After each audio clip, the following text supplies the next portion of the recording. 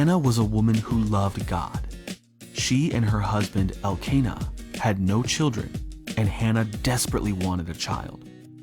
Year after year, Elkanah and Hannah traveled from their home in the hill country to Shiloh to worship and offer sacrifices at the tabernacle. One year, when Hannah was at the tabernacle, she prayed and cried to God for a child. She promised that if God would give her a son, she would give the son back to God. She said, "Lord, if you give me a son, I will give him back to you, so he can serve you all his life." As she was praying silently, her lips were moving, but no sound was coming out. Eli, the priest, saw her and was worried that something was wrong with Hannah. Hannah said to Eli, "I am a woman who is deeply troubled.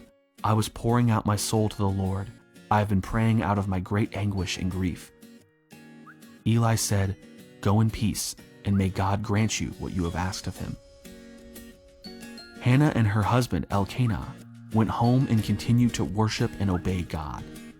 After some time, Hannah had a son and named him Samuel. Hannah remembered her promise to God.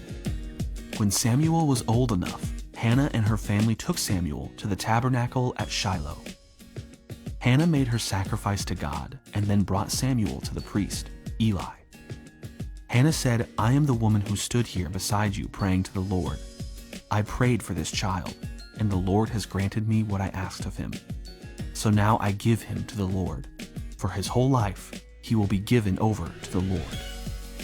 Hannah worshiped God, and then she left Samuel with Eli to serve God.